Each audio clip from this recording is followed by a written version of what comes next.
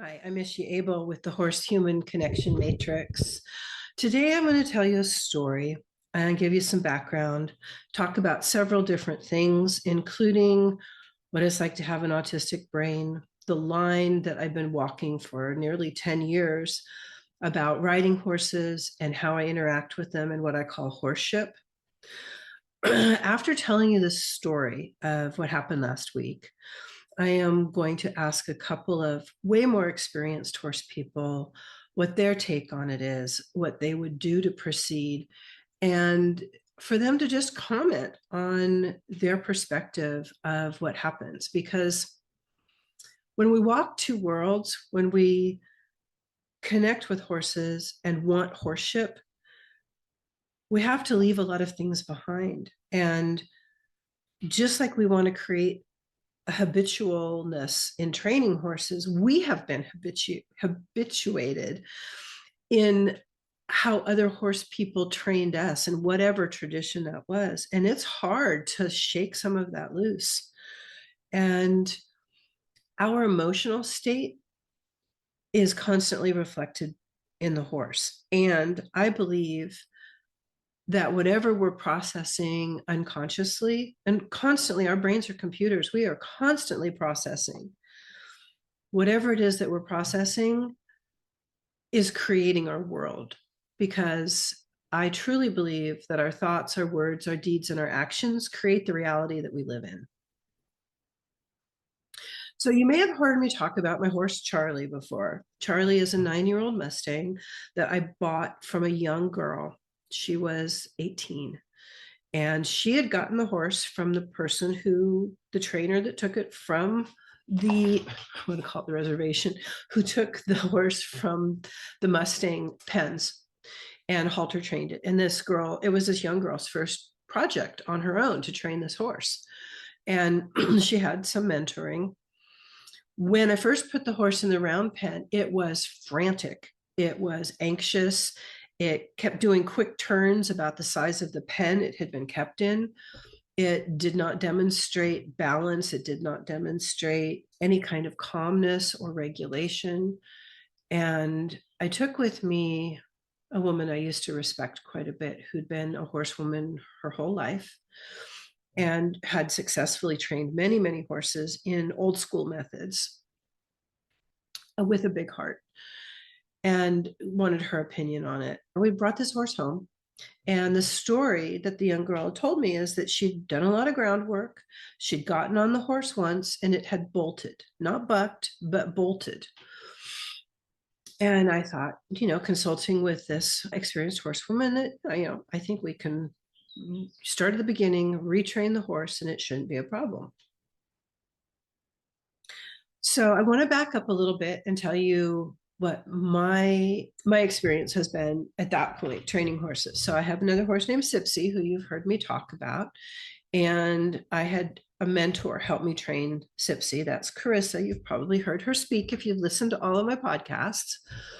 Sipsy was a checked out horse, so there was never a fear of her taking off or running. She was really checked out, so we had to really coax her. In fact, it was 3 months getting on her back frequently before I could actually get her to take steps, because she was so afraid of ropes and she'd been so mistreated that like kicking her or waving a rope behind her was just not an option. It wasn't an option. I remember one lesson Carissa gave me on her old mare, where for an hour she had me sit on this horse in the pasture and predict which leg would move next,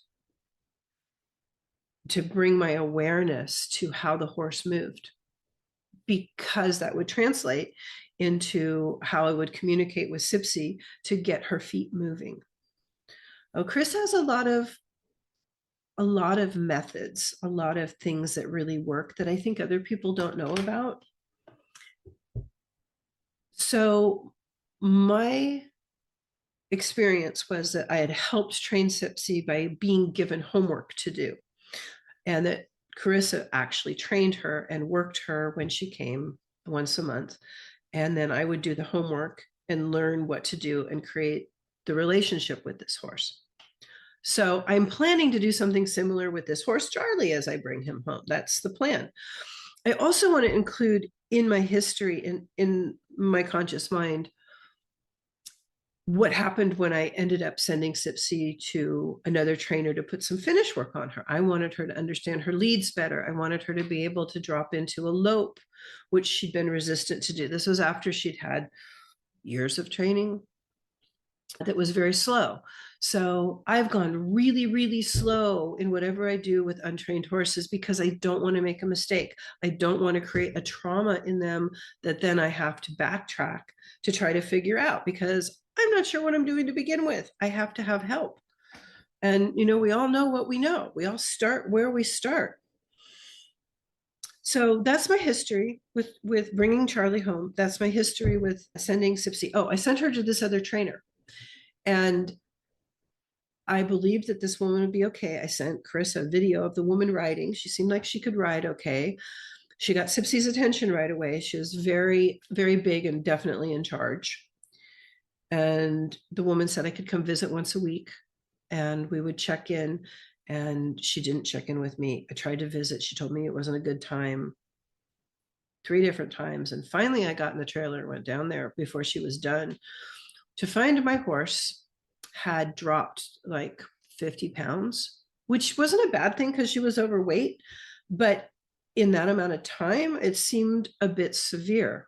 And when I came and found Sipsy, she was in a paddock with another horse who wasn't letting her eat. And she was just standing there completely checked out. She didn't acknowledge me. She didn't look at me. She was just inward, like worse than when I had got her. So when I brought her home, it was another year on the ground to reestablish trust and relationship before we could pick up our training again.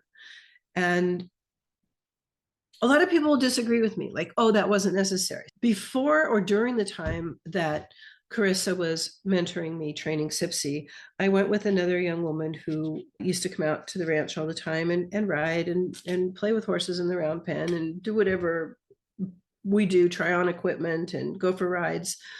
And we decided to go to a competition where I believe there were 6 trainers in 6 round pens who were each brought in a horse that was only halter broke.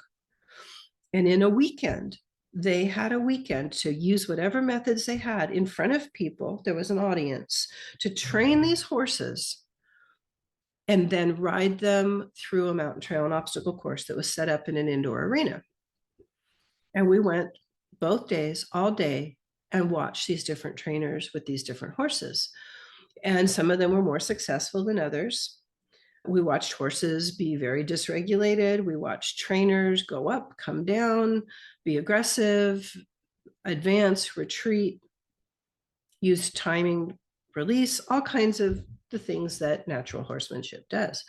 And at the end of the 2 days, I said, sure, you can do that, but at what cost? What is that horse going to be like later?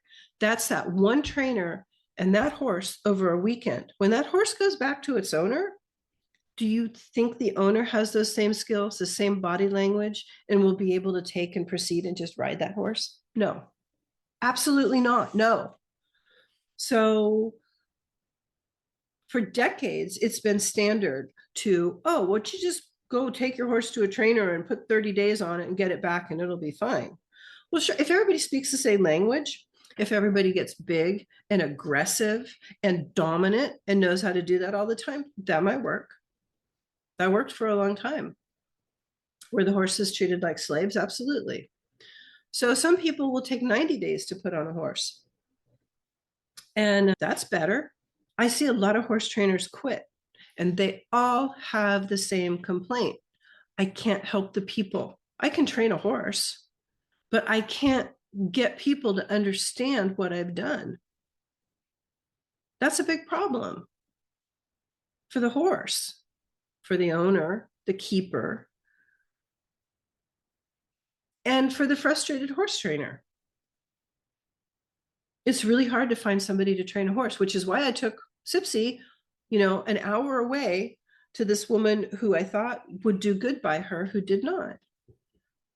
That's why I've waited and done 4 years of groundwork with Charlie, not wanting to make a mistake, because my favorite person, mentor, has a full-time job doing something else and a farm and family and not a lot of time. That's why I talk about this stuff, because there's change, and the change has come. The change is coming. It's happening. It's already happened in a lot of respects, but the change brings with it more questions. If we're going to allow them choice, we have to stand by it. And that's hard. It's really hard, because people want to ride horses, because we're habituated to riding horses, because we have in our mind still that language of just get bigger, make the horse do it, take them through it again, take them, get off and make them do it, and then get back on, make them, make them, make them. Dominance, dominance, dominance. I found myself in two very, very different places last week. We went into the round pen. I went into the round pen with a woman who teaches continuum, which is a quiet, introspective movement meditation. This woman also has a horse, and she choreographs with horses, and she's very present. And another woman who spends a lot of time meditating and does EFT tapping. So both of these women have a meditation practice, are very centered, grounded, gentle, and wanting to connect. And we could come into that round pen with no agenda. We spent 7 hours in beautiful horse time with everybody's nervous systems relaxed, playing with crystal bowls and hand pans and tapping and connecting. And we really were welcomed into their culture, their world of slow and present. And 2 days later, I had a trainer come who I had sent Charlie to several months ago to put some rides on him, because I have been afraid to get on this horse.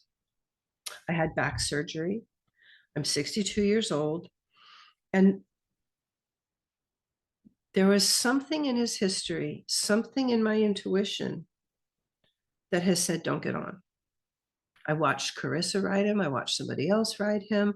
I hired 2 other trainers who couldn't see where he was and didn't want to get on him either. I mean, having a horse stand still at the mounting block, taking a step or two, that's an easy fix. You can do that in 10 minutes. But neither one of these other young women would get on him either. So the horse has a don't get on me vibe, even though he takes a saddle. He's very calm. He loves to come up and nuzzle and be close to you, and he's friendly, and he wants to be a good partner. So I took him down and had this other trainer put some rides on him, and she has similar philosophies. So I thought, well, this will work great. So she did that, and I went down and I rode him. I rode him on a little trail ride, and it was great. I could feel him come up under me. I could feel that he wanted to be a partner. So the thing that I'd like to add about being afraid to get on Charlie, like other people had hesitated, and one of them had actually figured out that she knew the horse by a different name, because I had changed his name, and that the young girl that sold him to me had told this woman that he had bucked, but she told me that he only bolted. So I think in my mind, there's always been this possibility that what ended up happening could happen. And even though I had this great relationship and still have a great relationship with the horse, I didn't want to get on him. And so I did this tapping, the EFT tapping, with my friend who did it with me and the horse. And normally doing it with the horse, you use a surrogate with an animal, but he was right there. So she tapped right on his body with him and with me about both of our fears, about my fear of getting on and about his fear of humans, from being a Mustang and being branded and caught and separated at the pens and gelded and possibly injured there. And there's one thing that I've come to in walking this line in between how I want to be with horses and what tradition says and what dominance says and what's safe and what's not safe. When do I want to do what? And a while back, like probably 6 years ago, I came to the conclusion that for safety, health, and travel, I would be the leader. I will be the benevolent leader. I will use dominance if I have to during those times because they are under my care and I'm responsible. And I have no problem stepping into leadership. Maybe part of the problem is I don't know enough about horse training to be able to train horses, but I'm not actually trying to train horses. I'm trying to hang out with horses. I'm trying to be coached to train horses, and I would still like to ride. And I don't know why it's so hard. And I'm looking forward to people, weighing in on this and telling me what they think. So, and I don't think I'm the only person with this type of dilemma because more and more people are waking up to what's possible with horses. They're waking up to what happens when we connect with them in these ways. And a lot of people just quit riding. I mean, that might be where I am. I don't know. But then she came here a couple months later and we did fine on flat ground. And we took him up on a trail on a hill. And so in this situation, I'll give you some more background. The situation is I have complex PTSD. I am doing EMDR. I am almost done. It works really well. And I'm happier than I've ever been. I'm less reactive than I've ever been. And I'm really looking forward to finishing it and having no more trauma in my life. Okay, I say that with a smile because we all know life happens, right? But at least the cumulative stuff will be gone and I'm way, way more functional. But what happens with EMDR is while you're working in a memory chain, while you're processing and reprogramming that particular memory, the issue of that memory shows up in my life every single time. So part of what I've been working on this week has been choice, saying what I need to say. Where's the edge of control that sometimes there's just nothing you can do. Sometimes you can say your piece, but you can't control other people's lives. You can't control their actions. You could be forceful. And again, like this is like how alike is this with horse training and dominance and making people do something, right? So this trainer and I both have a lot of experience, but we have experience in different realms. We have different experiences and we've had different teachers. And I trust her to be her own person. And I have hired her to do a job. So we're in the round pen and we're talking about equipment. We'd had a Bozell on Charlie, and I was going to go ride with her. So I needed the Bozell for Sipsy, or somebody needed to wear a bit or a halter. So we chose a riding halter with knots for Charlie to give up the Bozell so Sipsy could wear it. I'm riding in a bareback pad.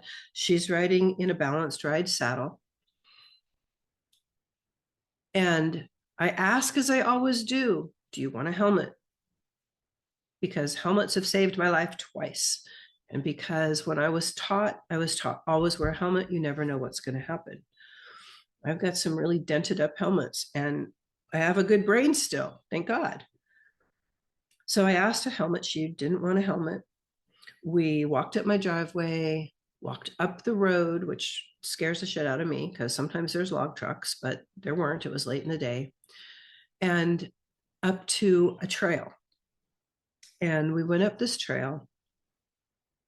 And my horse didn't want to go through the gate. She didn't want to go through the gate to the trail. And I had to get off and walk her. I had to walk her for a while. And then I got back on. And I should say that the one trail ride I've been on in 4 or 5 years is on Charlie down at her place. So when I've ridden up and down the driveway, I've ridden in the pasture, I've ridden for about 15 to 20 minutes at a time because that's all I want to do. And that's all my horse wants to do, has wanted to do. So as we're doing this, Charlie's going along just fine. He walks out like he could keep up with any gaited horse. Like he's got a nice forward walk. And we started up.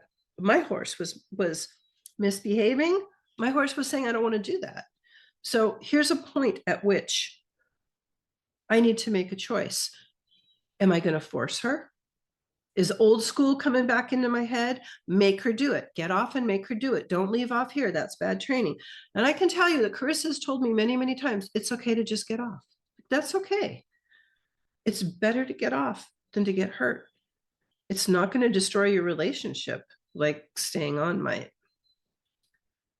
So I got off her, and I did make her. I made her go up this little berm of dirt, which, we walked it 3 times. I got back on her, and I made her do it with me on her back. And that was a success. I probably should have stopped there.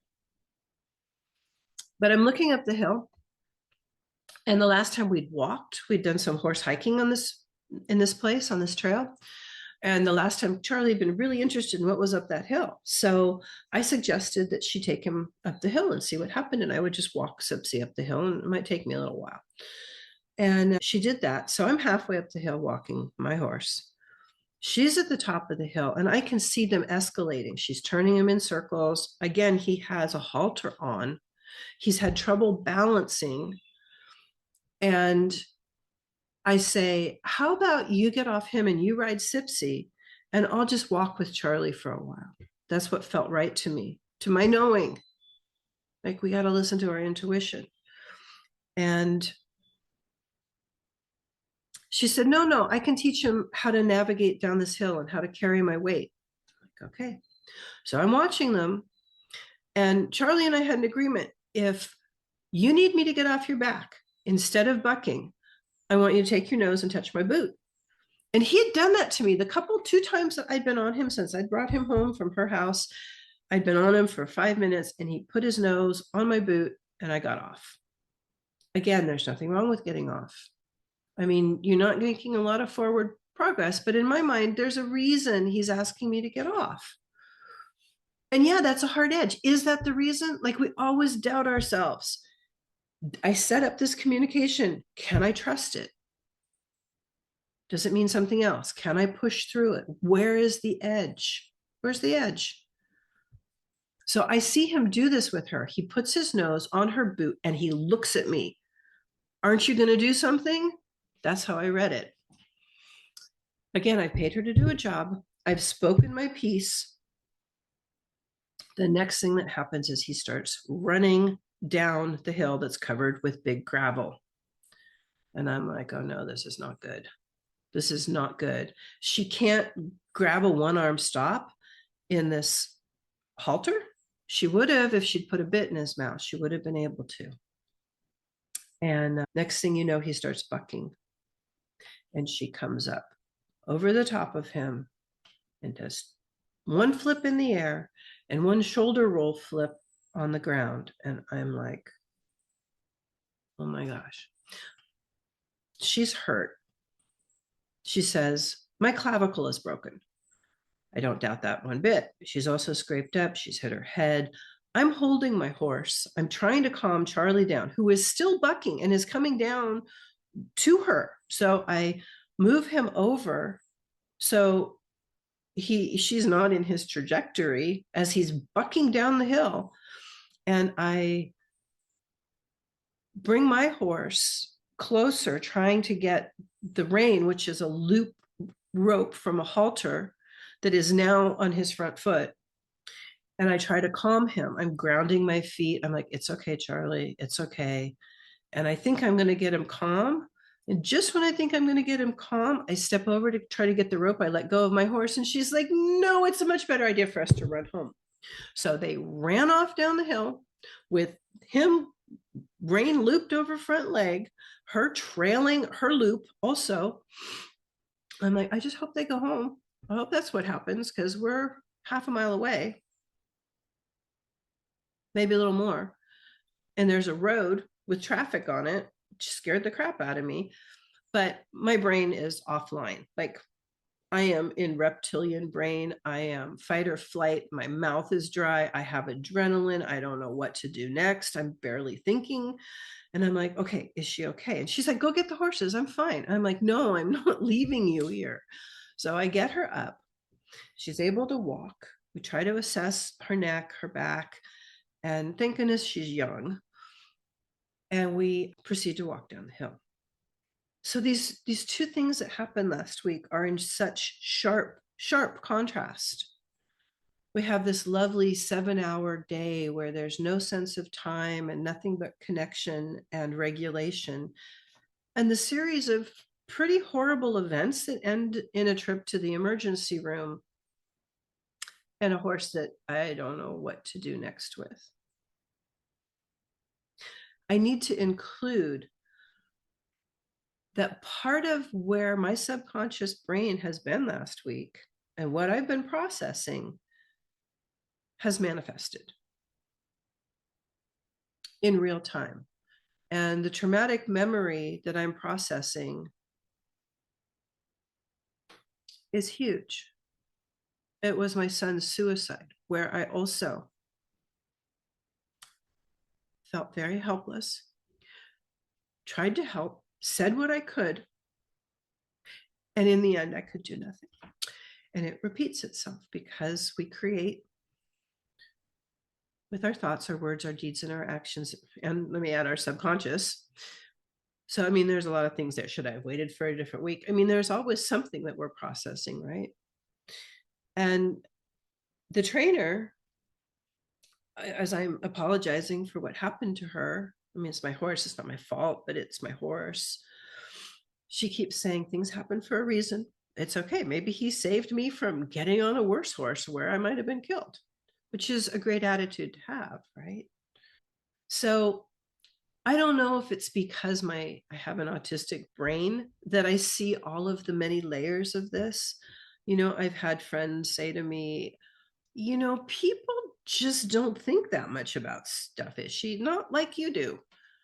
And I've heard Elon Musk in one interview say, you have no idea what it's like to be in my brain. And I have a small idea, like his brain is way bigger with way more ideas than mine. And mine will shut off, probably thanks to the horses.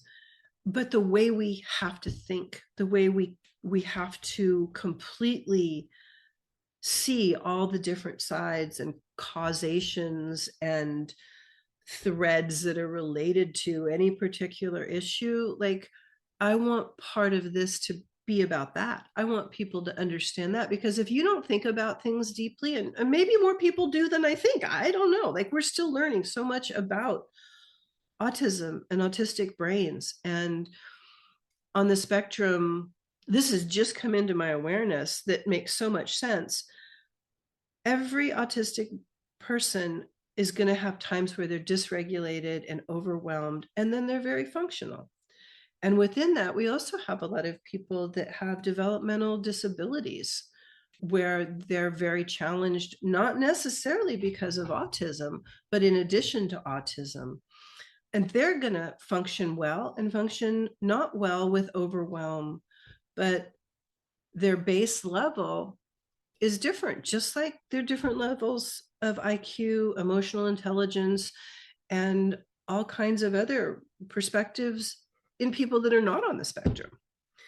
And I think all of this is important to understand, because the terms that we're using, like disability or high functioning, are not accurate to what we're trying to describe. They're not helpful at all, one bit in the least. I know that's off subject, but it's not, because we're talking about my experience. My podcast is about horses and about autism and how these things are interrelated.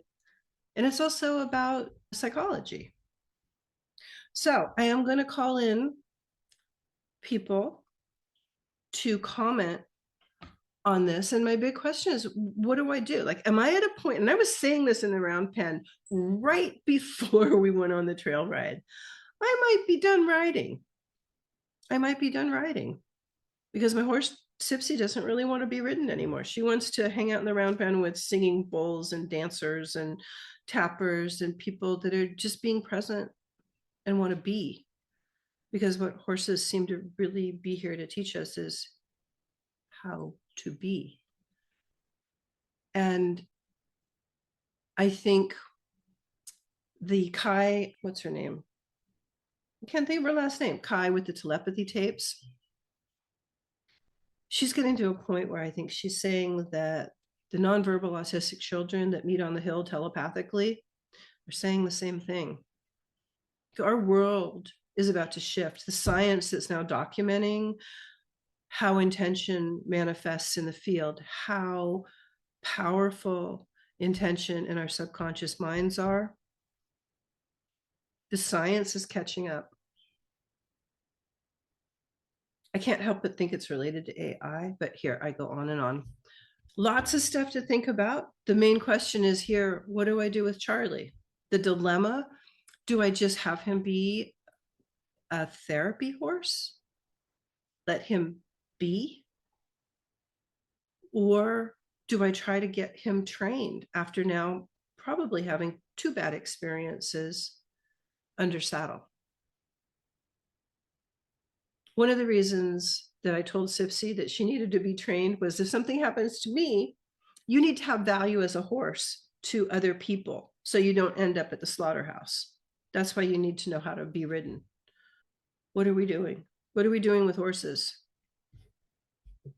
I can't wait to hear what they have to say. Thanks for listening.